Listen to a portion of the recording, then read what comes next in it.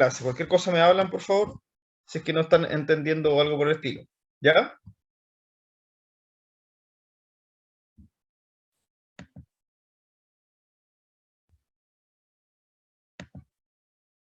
Excelente. Entonces hoy día vamos a ver anatomía, fisiología y fisiopatología de la circulación coronaria. Es importante que ustedes sepan que disponemos de dos territorios importantes de la irrigación del corazón. Estos son la arteria coronaria derecha, ¿no es cierto?, que emerge, ¿no es cierto?, desde la aorta y puede, ¿no es cierto?, irrigar el territorio, ¿no es cierto?, inferior de la pared del corazón. ¿Mm?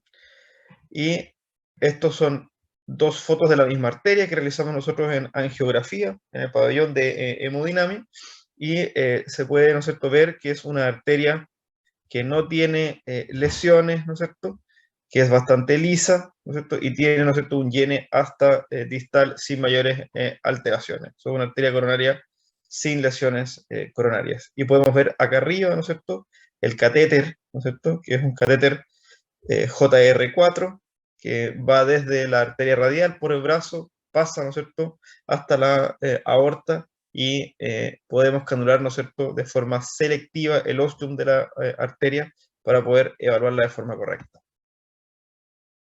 Así, el territorio izquierdo, ¿no es cierto?, es el que está compuesto por la arteria descendente anterior, que va por acá, ¿no es cierto?, adelante, la pueden ver ustedes, y llega hasta la punta del corazón, y por la parte lateral, ¿no es cierto?, la arteria circunfleja. Acá, en otra proyección que se llama proyección de araña o spider, podemos ver, ¿no es cierto?, que vemos la arteria descendente anterior, que va hasta la punta del corazón, y vemos por la parte lateral la arteria circunfleja. Y justo por el lado que ustedes no ven nada, que sería por acá y abajo, es donde se podría ver, ¿no es cierto?, la arteria coronaria derecha, pero no está siendo canulada en este momento. Entonces tenemos dos territorios, territorio derecho e izquierdo, y el izquierdo, ¿no es cierto?, se divide, ¿no es cierto?, desde el tronco coronario a la arteria descendente anterior y la arteria circunfleja. Así, es importante que ustedes sepan que desde el punto de vista anatómico hay distintas zonas, ¿no es cierto?, de irrigación, y ciertos componentes del corazón que son importantes, que son irrigados por el lado derecho o el lado izquierdo. Predominantemente, ¿no es cierto?, el nodo sinusal y el nodo, ¿no es cierto?, AB o aurículo ventricular está irrigado, ¿no es cierto?, por la arteria coronaria derecha, ¿no es cierto? Y el haz de His, ¿no es cierto?, predominantemente, ¿no es cierto?, o la arteria, por la arteria no AB, y la primera y la segunda septales. El músculo papilar anterior, ¿no es cierto?, el ventrículo derecho, predominantemente por la arteria ascendente anterior, y los músculos papilares del ventrículo izquierdo, que son súper importantes porque pueden producir insuficiencias mitrales isquémicas en contexto de ¿no es cierto?, infartos tanto de la arteria descendente anterior como de la circunfleja. Y el posterior puede ser, no sé, tanto por la coronaria derecha como por la circunfleja, dependiendo de la dominancia. ¿Qué es lo que es la dominancia? Es por dónde emerge o qué o cuál es la arteria, tanto circunfleja como derecha, que tiene, ¿no es cierto?, la arteria descendente posterior. Y eso es todo lo que acabamos de conversar, es netamente anatomía, ¿no es cierto? Es importante que ustedes sepan, ¿no es cierto?, ya entrando en materia, que el flujo sanguíneo coronario está dado predominantemente en diástole, ¿ya? Es un error y habitualmente podemos observar, ¿no es cierto?, personas que creen que en sístole, o sea, en contracción del corazón, tenemos flujo coronario. Existe, por supuesto, pero no es el predominante, ¿ya? No es el que produce, ¿no es cierto?, mayor, ¿no es cierto?, isquemia, es en diástole. Entonces, en diástole tenemos un aumento del flujo arterial coronario, dado que hay un gradiente del flujo a favor del endocardio, ¿no es cierto? Y el flujo venoso, ¿no es cierto?, es menor. Todo al revés en sístole. Así, es de suma importancia que ustedes sepan que las arterias coronarias tienen una autorregulación, ¿no? Y lo que nosotros vemos de las arterias epicárdicas, o lo que yo les comenté, es lo mínimo que tiene que ver dentro de las implicancias del flujo coronario. Y en reposo, por ejemplo, nosotros podemos tener 1 milímetro por gramo, ¿no es cierto?, de miocardio, de flujo, pero este puede aumentar hasta 5 o 6 veces en vasodilatación. ¿Ya? Y esta vasodilatación puede ser en estrés o no, ¿ya? Y todo depende, ¿no es cierto?, prioritariamente de la autorregulación coronaria, ¿no es cierto?, que es la oportunidad que tiene, ¿no es cierto?, todo el territorio coronario para poder mantener, ¿no es cierto?, una constante perfusión frente a una presión de pulso o impulso cambiante, ¿ya? Así es conocido, ¿no es cierto?, que las resistencias vasculares coronarias son las que van determinando, ¿no es cierto?, el flujo coronario, y tenemos la resistencia 1, 2 y 3, y esto es una de las cosas más importantes, ¿no es cierto?, dentro de toda la clase. Donde tenemos la R1, que es la resistencia epicárdica, que es la resistencia que está dada por los vasos que yo les mostré predominantemente, ¿ya? Y que prácticamente es muy, muy bajo. Luego tenemos el R2, que es la resistencia microvascular, que es la más importante, ¿ya? Es la que nos permite realmente, ¿no es cierto?, establecer el flujo coronario, ¿ya? Y R3, que es la resistencia compresiva, que son las contracciones externas predominantemente, que es la contracción cardíaca y la presión sistólica del ventrículo izquierdo, que realmente es bien bajo. Entonces, así sabemos, ¿no es cierto?, que la resistencia microvascular, que es R2 en este cuadro, ¿no es cierto?, es la más importante dentro de la regulación de la resistencia vascular coronaria y del flujo coronario. La resistencia 3, que es la resistencia compresiva, es una resistencia, ¿no es cierto?, intermedia, y la que menos, ¿no es cierto?, tiene incidencia en el flujo coronario es la resistencia epicárdica. Así, es importante que ustedes sepan, ¿no es cierto?, que tenemos las arterias, ¿no es cierto?, epicárdicas a su lado izquierdo, y aquí mostrándoselas con la flecha, ¿no es cierto? Y luego tenemos la microvasculatura, ¿no es cierto?, donde tenemos los vasos prearteriolares y las arteriales y las capilares. Y finalmente, ¿qué es lo que les quiero mostrar acá? ¿Qué es lo que yo les pude, ¿no es cierto?, dar en imágenes al principio de la presentación, es muy, muy pequeño respecto a toda la regulación del flujo que está dado, ¿no es cierto?, por la microvasculatura. Así, el control, ¿no es cierto?, de la perfusión, y ya desglosando lo que acabamos de ver, dado por fuerzas mecánicas extravasculares, las fuerzas compresivas, que ya lo vimos, ¿no es cierto?, que era el R3, la regulación, ¿no es cierto?, del tono vascular, ¿no es cierto?, por fuerzas físicas intravasculares, tanto por el control miógeno como mediado por flujo, metabólico, neuronal y paracrino. Y esto lo vamos a ir evaluando. ¿No es cierto? Las fuerzas mecánicas extravasculares, o hablando ya de R3, ¿no es cierto?, predominantemente está dado, ¿no es cierto?, en sístole, y lo que se produce predominantemente es que no hay, ¿no es cierto?, una diferencia de presiones que favorezcan, ¿no es cierto?, el flujo hacia las arterias microvasculares. Por lo tanto, esto lo que produce, ¿no es cierto?, es que nosotros tengamos un menor flujo, ¿no es cierto?, en sístole, y es lo que acabamos de conversar previamente, y es lo que podemos ver, ¿no es cierto?, en este recuadro, ¿no es cierto? Al aumentar las presiones, ¿no es cierto?, distal, es difícil que nosotros tengamos un flujo adecuado. Ustedes saben, y yo creo, ¿no es cierto?, el flujo, ¿no es cierto?, de un líquido está dado por diferencias de presiones, ¿no es cierto? Siempre van de menor presión, ¿no es cierto?, o van desde un lugar de mayor presión a un lugar que tiene menor presión. Y esta diferencia permite que el flujo sea, ¿no es cierto?, desde el lado, ¿no es cierto?, de mayor a menor presión.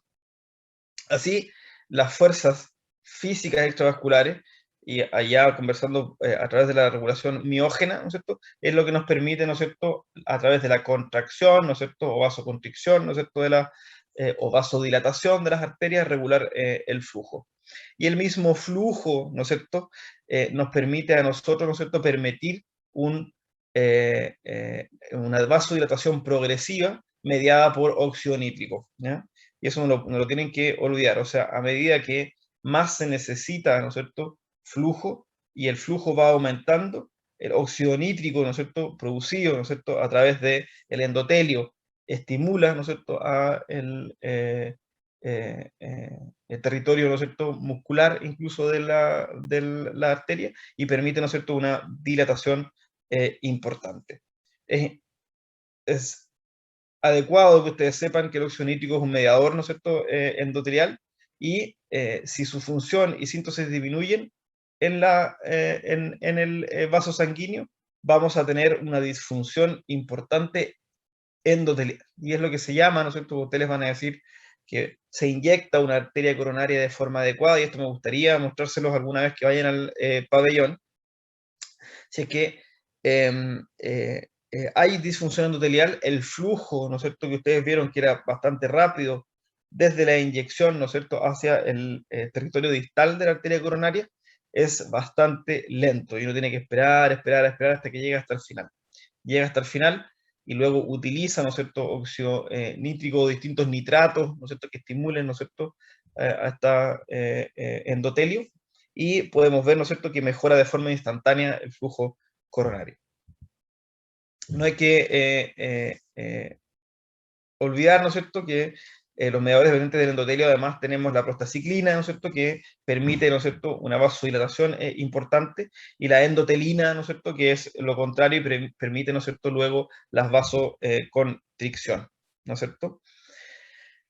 No es lo mismo, pero está dentro de la gama, ¿no es cierto?, de los mediadores, ¿no es cierto?, que nos permiten a nosotros poder producir, ¿no es cierto?, una vasodilatación, y el vasodilatador más importante o el más potente que tenemos, ¿no es cierto?, a nivel, ¿no es cierto?, tanto endotelial como de la musculatura vascular, es la adenosina. Y por eso es que la gran mayoría de las pruebas, ¿no es cierto?, para ver el flujo coronario y si es adecuada la reserva del flujo coronario, es a través, ¿no es cierto?, de la adenosina, que actúa principalmente sobre las arteriolas, como yo les comentaba, y no es importante las regulaciones tanto del flujo para poder, ¿no es cierto?, evaluarlo. Siempre, ¿no es cierto?, tienen que saber que tanto la hipoxia, ¿no es cierto?, como la acidosis son importantes estímulos, ¿no es cierto?, que pueden producir tanto vasodilatación como vasoconstricción de las arterias coronarias. Así, si vieron ustedes alguna vez un paciente que cae en paro y nosotros le estamos haciendo el procedimiento coronariográfico, van a ver que el flujo, ¿no es cierto?, es bastante errático, y está dado tanto porque hay tanto mediadores de vasodilatación como de vasoconstricción, dados tanto por acidosis, hipoxia, ¿no es cierto?, como por la disminución abrupta del flujo coronario. Acá les dejo, ¿no es cierto?, un cuadro donde ustedes pueden evaluar hartos componentes, ¿no es cierto?, sanguíneos que pueden producir tanto dilatación como constricción. Lo importante es que sepan, ¿no es cierto?, que finalmente uno de los más importantes, que es el óxido nítrico, es el que a nosotros nos produce, ¿no es cierto?, una de las mayores dilataciones, ¿no es cierto?, eh, arteriolares. Así, no podíamos, siendo, ¿no es cierto?, un profesor de cardiología y de hemodinamia, no podía mostrarles que lamentablemente las arterias coronarias no siempre son lisas, no son adecuadas como lo vimos al principio, sino que a veces se van produciendo, ¿no es cierto?, distintos flujos turbulentos que determinan, ¿no es cierto?, que se vaya produciendo tanto inflamación, depósitos de lípidos, ¿no es cierto?, en las distintas paredes de la arteria, y se vaya desarrollando, ¿no es cierto?, una placa, ¿no es cierto?, aterosclerótica, que es lo más común, que inician, ¿no es cierto?, una alteración, ¿no es cierto?, de el flujo coronario, y para poder, ¿no es cierto?, inicialmente mediar esta estrechez finalmente de la arteria, lo que se empieza a realizar por parte inteligente de las arteriolas, ¿no es cierto?, y de las arterias epicárdicas, es una vasodilatación, ¿no es cierto?, constante, mediada por todos los mediadores que ya les comenté. Y cuando esta lesión ya comienza a ser mayor de un 70% o 60%, 60%, 60-70%, ¿no es cierto?, de la arteria coronaria, ya empieza a haber una alteración, ¿no es cierto?, en el flujo coronario, a pesar de tener una posibilidad de máxima vasodilatación, porque ya no puede, ¿no es cierto?, dilatarse más la arteria coronaria. Y así, esta capacidad de incrementar el flujo sanguíneo coronario en respuesta a un estímulo, ¿no es cierto?, que es el flujo de reserva coronario, va disminuyendo. Y eso se llama el FFR, y es lo que nosotros utilizamos para poder ver cuando tenemos dudas si es que esta lesión coronaria es realmente significativa. O sea, produciendo máxima hiperemia, que habitualmente lo hacemos con un poco de nitroglicerina e incluso con adenosina, que es lo más importante, y lo ideal es que la adenosina sea infundida de forma progresiva y periférica. A máxima hiperemia vemos, ¿no es cierto?, que la reserva del flujo coronario no es la correcta. Esto es solamente para que lo sepan, de que nosotros le llamamos FFR, y se refiere a Fractional Flow Reserve, que en el fondo sería la reserva fraccional del flujo coronario, y que cuando esta es menor de 0,8 en algunos lados o menor a 0,75, entre la diferencia de la presión distal con la presión proximal, ¿no es cierto?, de esa lesión, quiere decir que la lesión es significativa y nosotros debiésemos repararla. ¿Ya? Esto también solo para que lo conozcan, que esto fue evaluado, ¿no es cierto?, en el estudio FAME, que es altamente conocido, que explica y valora, ¿no es cierto?, toda la fisiopatología también del flujo coronario, para que si ustedes lo quieren evaluar, y así van a entender perfectamente por qué nosotros llegamos a la evaluación del FFR. ¿Ya? Y todas las lesiones, ¿no es cierto?, que son evaluadas, ¿no es cierto?, y luego reparadas, mediadas por FFR, nos ha mostrado, ¿no es cierto?, que la sobrevida mayor, ¿no es cierto?, de los pacientes es mejor cuando esto es mediado por FFR. Eso es la anatomía, fisiología y fisiopatología de la circulación coronaria.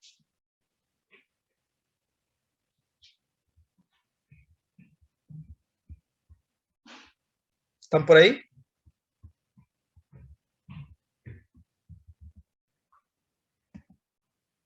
Sí, claro.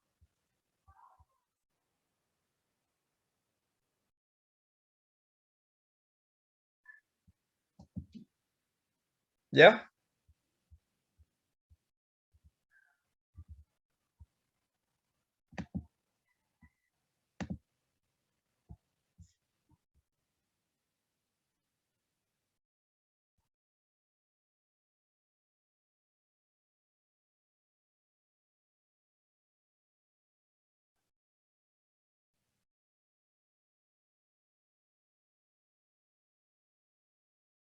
Claro. En el fondo, tú sabes que las arterias coronarias tienen una compliance, como todo aparato, ¿no es cierto?, muscular también, ¿no es cierto? ¿Qué quiere decir la compliance? Que tiene una máxima capacidad para poder, ¿no es cierto?, tanto dilatarse como contraerse finalmente, por la capacidad que tienen de poder, ¿no es cierto?, estirarse, ¿ya? Y a todo territorio o tejido, ¿no es cierto?, tiene una máxima capacidad de poder dilatarse, ya sea por adenosina, óxido nítrico, etcétera, ¿ya? Entonces, si esta lesión que estoy mostrando acá, puedes ver lo que estoy mostrando, ¿no es cierto? Ya, esta lesión, ¿no es cierto?, sigue creciendo, sigue creciendo, sigue creciendo, a pesar de la máxima dilatación, aunque sea desde acá, desde el título, ¿no es cierto?, hasta el delta P, acá abajo, ¿no es cierto? Si se pudiese dilatar todo eso, pero independiente, sigue creciendo la placa, ¿no es cierto? Cuando esta placa ya llega a ser más del 60% de el lumen finalmente final, que está dado, ¿no es cierto?, por la máxima vasodilatación, ya empieza a haber alteración, ¿no es cierto?, de el flujo coronario. ¿Te das cuenta? Te lo explico de otra forma. Tienes una manguera, ¿no es cierto? Y esa manguera, ¿no es cierto?, son de esas mangueras retráctiles, que tú no le pones agua y se ponen chiquititas. ¿Las conocen o no?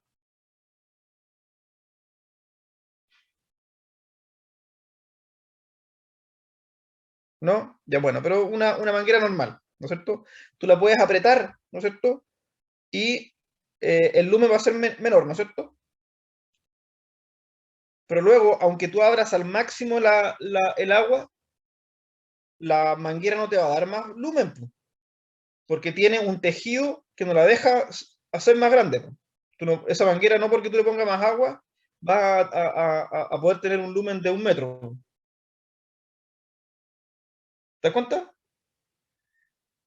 Exacto. Entonces, si esa manguera ya no se puede dilatar más, ¿no es cierto?, a vasodilatación máxima, y sigue creciendo la placa aterosclerótica, cuando ya haya un compromiso del 60% o más, ya va a haber alteración del flujo coronario, del flujo de reserva coronaria.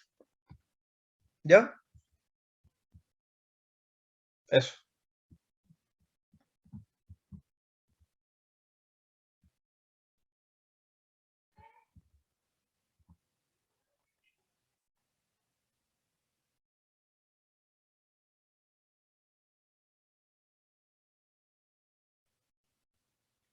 Ustedes, bueno, tienen mi mail, entonces me podrían mandar preguntas de su o dudas de las clases a través del mail, no hay ningún problema, yo me demoro máximo 12 horas en contestarle.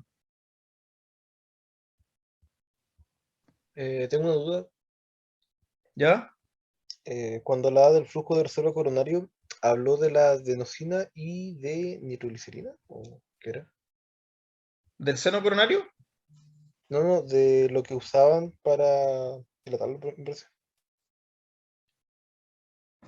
¿Perdón? Que cuando estaba hablando del flujo de reserva coronario, habló Ah, de que flujo de usaban reserva adenosina, coronario. sí, Sí. adenosina y qué más era. Y óxido nítrico, o Ah, ya, nitroglicerina, en el fondo. de, Más que óxido nítrico, en realidad es nitroglicerina. Se hace una infusión de nitroglicerina y luego adenosina, que nos permite tener flujo o vasodilatación o hiperemia, que son todas sinónimos, máxima. ¿Mm?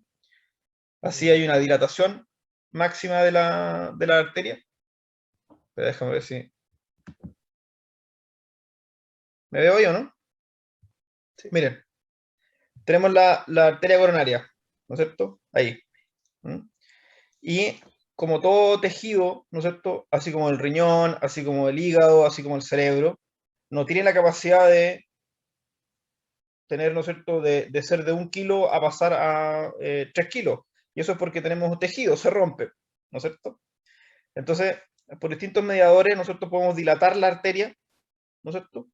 Pero esa dilatación va a llegar a un máximo, no puede ser más, ¿no es cierto? Entonces, el vaso sanguíneo, ¿no es cierto?, como es inteligente, todo tipo de vaso sanguíneo, sobre todo el arterial y sobre todo el arterial coronario, si tiene una lesión aquí de este porte, ¿no es cierto?, y llega a ser un 50%, ¿qué es lo que va a hacer el territorio? Va a ser dilatarse, ¿no es cierto?, para que ahora esta lesión que era de 50% en una arteria que tiene este diámetro, ahora sea 30% nomás. ¿Se dan cuenta? Pero lamentablemente las lesiones siguen creciendo, siguen creciendo, siguen creciendo, siguen creciendo. Y ya llega una máxima hiperemia en que no se puede dilatar más esta arteria. Y igual va a tener una lesión que va a representar el 50% o 60% de su lumen. Cuando eso pasa en máxima hiperemia y tiene esa lesión, la capacidad que tiene de reserva, ¿no es cierto?, para poder mejorar el flujo es nula porque no puede seguirse dilatando. Y por eso es que ya la lesión es realmente significativa. ¿Me comprenden? Sí, gracias Y para para la nosotros explicación. probar que eso es así y que esta arteria no es que tenga un problema, ¿no es cierto?, tanto de adenosina o óxido nítrico, que es muy difícil, ¿no es cierto?, pero que, que nosotros queramos probar porque tenemos dudas, no podemos ver bien si es 30, 40 o 50% y queremos ver si realmente es significativa, la vasodilatamos máximo y luego medimos cómo es el flujo. ¿Ya? Lo hacemos nosotros en el fondo en vez de que lo haga el cuerpo. Ok. ¿Ya?